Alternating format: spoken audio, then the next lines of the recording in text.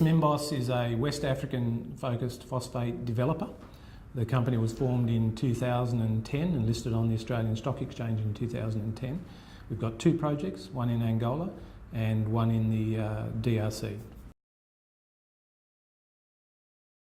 In Angola, we've just about to start a definitive feasibility study. So we recently completed a scoping study.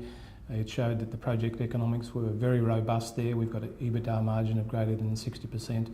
We've defined an indicated resource already, and we'll release a measured resource shortly. The project is a simple project. It'll be simple mining, free dig, low strip ratio, simple beneficiation. In Kanzi, in the DRC, again similar, very simple mining. We've got an indicated resource there also, a simple beneficiation process, EBITDA margins greater than 55% there, and we'll be commencing a definitive feasibility study there in the near future as well. We expect both the studies, if they go to plan, to have a 12 to 15 month time frame, and we should be in production in both operations around 2015.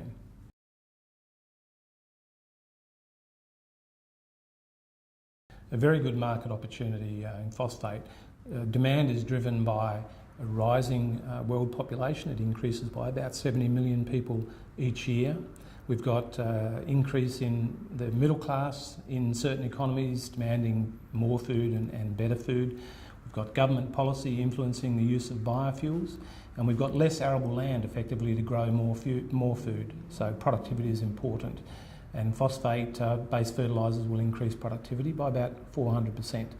We expect supply to grow by about 4% year on year through 2015. Demand will grow by about 1.7%, but despite that, the prices for phosphate rock are expected to remain comfortably above the averages at around, or past averages at around $175 a tonne. China, India and Brazil have been the main drivers of phosphate demand over the last decade, but we're also seeing the re-emergence of traditional markets like the US and Europe affecting demand going forward. Well, I've just come back from both Angola and the DRC, and I'm particularly encouraged by what I see in Angola. We've got a second-term government there that's invested heavily in infrastructure over the last 10 years. There is an active and stated policy of investing in junior exploration and development, principally to diversify the economy away from oil and diamonds, which contributes to about 90% of its GDP. They've invested heavily in infrastructure. They're long on most infrastructure. They're actually in front of industry.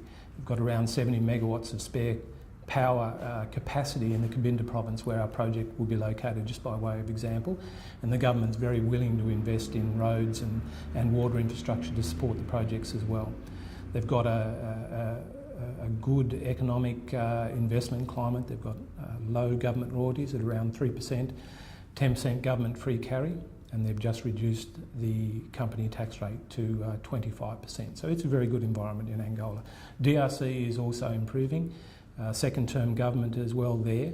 Mining growth is the biggest contributor to the company's GDP growth there. You've got a lot of the majors that are now into the copper belt.